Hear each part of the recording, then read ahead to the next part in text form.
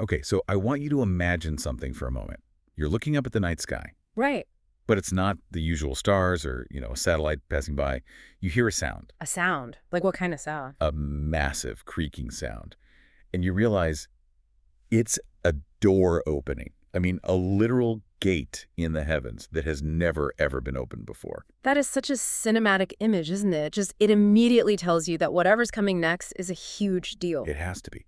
And then through that door, an angel comes down, an angel who has never, ever been to Earth before. That's the opening scene for our deep dive today. It is, and we're looking at a whole stack of sources here, lectures, traditional accounts that are all pointing to two really big themes. What are they? On one hand, you have these very specific spiritual tools, verses that are actually described as lights, which came through that exact door. Okay, so you have the tool. And on the other hand, you have a specific moment in time, a single night, where according to these sources, the destiny for every single person is cataloged for the whole next year. So it's this intersection of, destiny and intervention. We really want to dig into how these sources talk about divine promises, about actual physical healing, and this idea of a yearly decree. And our mission today is really to see how the sources frame the benefit. This isn't just abstract theory. Right, practical. It's very practical. The sources lay out a problem like sickness or uncertainty, and then they present a solution. It's very, user-focused. Okay, so let's start with that door in the sky. It comes from a story about the Prophet Muhammad and the angel Gabriel. Can you walk us through that scene? The details seem really important. They are. So the setting is very intimate. The prophet is just sitting with Gabriel, and then all of a sudden this sound from above. The creaking. Yeah, the sources describe it as a creaking, like a massive gate. And Gabriel looks up, and his reaction is key. He knows exactly what it is. He says, "This is a gate in the heavens that has been opened today, and it has never been opened before." Wow, so it was a one-time only event. It signals something completely unique is happening. Then an angel descends. And again, Gabriel points out how special this is. He says, "This is an angel who has descended to earth, and he has never come down before this day."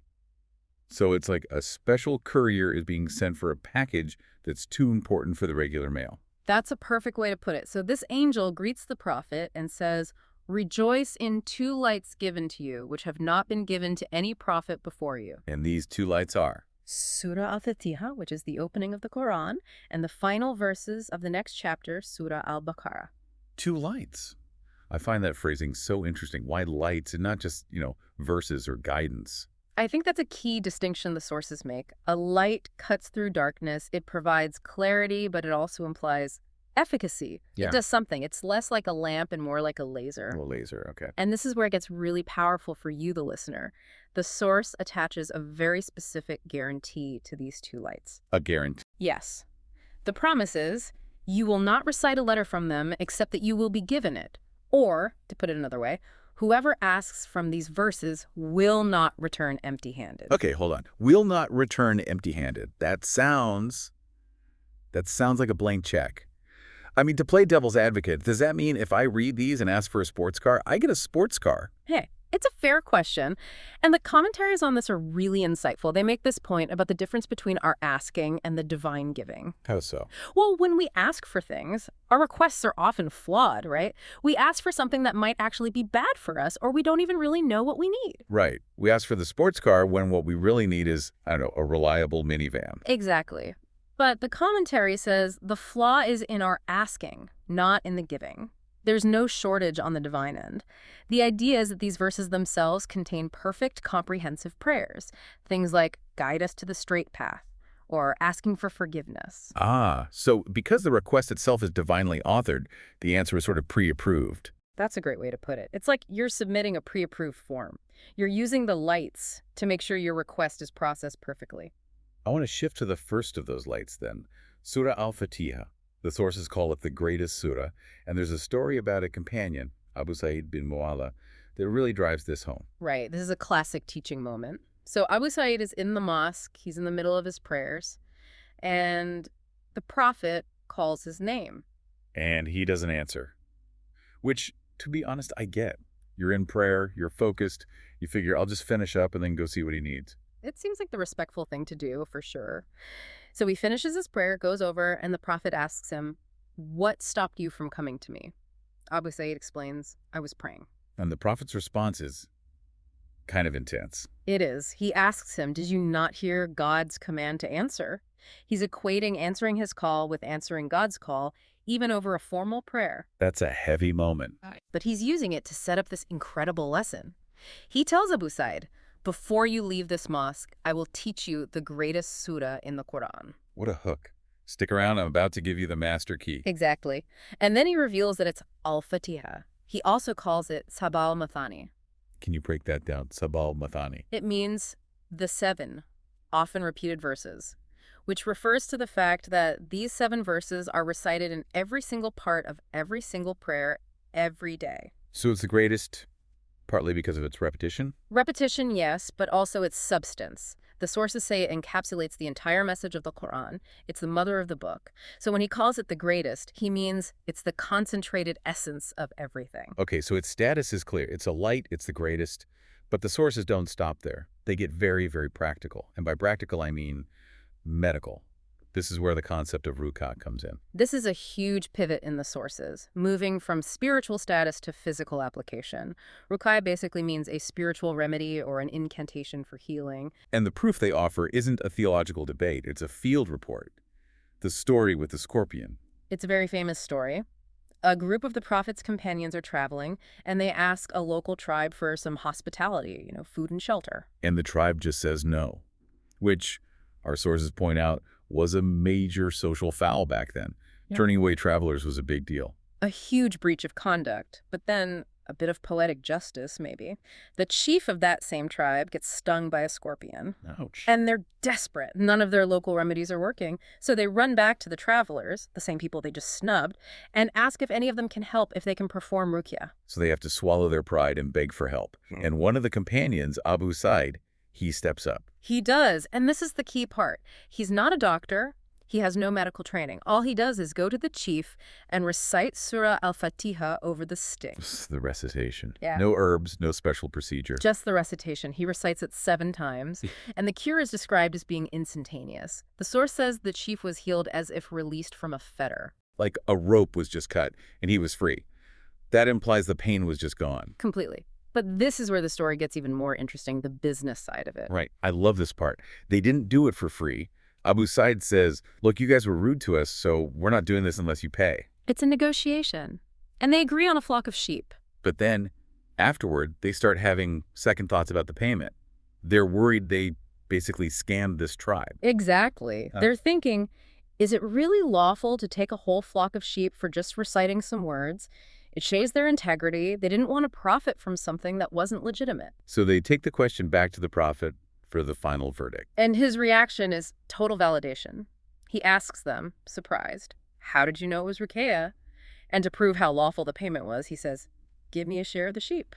The ultimate stamp of approval. He's saying, this is so legitimate, I'll take a cut.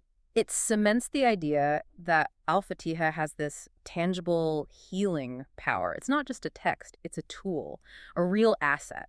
The sources even have a case that deals with mental health, with a man who is kept in chains. Yes, another companion encounters a tribe where a man is bound in chains because of what they call madness. Which just shows you how mental illness was dealt with back then. Purely containment. And it's the same story.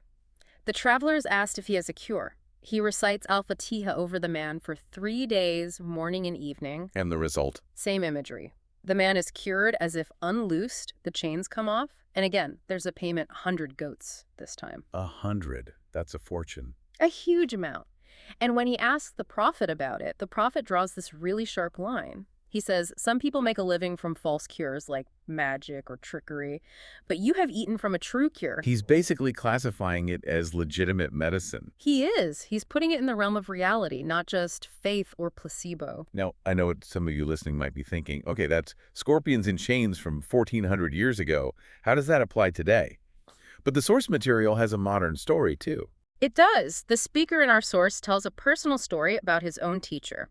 This is within living memory. The teacher's daughter had a condition where one of her legs was extremely weak, almost paralyzed, and she eventually became bedridden. So a pretty hopeless medical situation. It seemed that way. So the father, the teacher, decided to use this tool. For 13 straight days, he recited Surah Al-Fatiha over her. And what happened? She recovered completely. And the speaker notes that even 30 or 40 years later, she was still walking and living an active life. That really brings the idea of the door in the sky right into a modern living room. It's arguing the lights haven't dimmed over time. It reinforces that idea that the mechanism is still active, the lights that came through that door are still here for us to use. Okay, so we have the tools, the two lights, the greatest surah. Now let's shift to the second big theme from our sources, the timeline, this night of salvation, or Shab-e-Barat. Right. And this brings a whole different kind of energy to the discussion. If the lights are about hope, this night is about the sober reality of destiny. The sources call it a night of Najat, or salvation. But salvation from what? It's a heavy list. Salvation from punishment in the grave, from dying in a state of disbelief, and from worldly things like poverty, grief, and other calamities. But it's also got this administrative side to it, right? Yeah. The sources describe it almost like an annual budget meeting for humanity. That's a perfect way to describe it. It's the night the roster for the entire next year is written, who will perform the Hajj pilgrimage, how much wealth each person will get, and who will die. That's the one that stops you in your tracks. The idea that on one specific night, the list of everyone who will die in the next 365 days is finalized. It's meant to be a confrontation with our own mortality. The source quotes a famous scholar, Sheikh Abdul Qadir Jilani, to really hammer this point home. The line about the shrouds. Yes, he says, shrouds are being washed and prepared, but the one destined to wear them is wandering the markets. That's chilling. You're, picking out avocados at the grocery store, completely oblivious, while on a spiritual level, your burial cloth is already being prepared. It's that disconnect between our plans and what's already been decreed. He uses another image. People are putting the finishing touches on their new house, not knowing their name is on the list of the dead. They won't even get to live in it.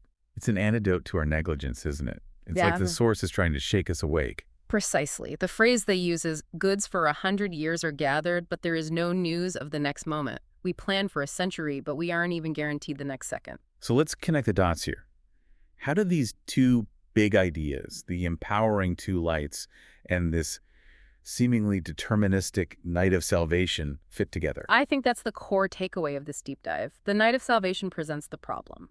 Life is fragile. The future is uncertain. You don't know if you're on the list for sickness or poverty or death. That's the problem. And the two lights are the solution. Exactly. The source is saying, look, the budget is being written tonight. You are vulnerable, but you have been given these tools, these lights, that come with a guarantee. You will not return empty-handed.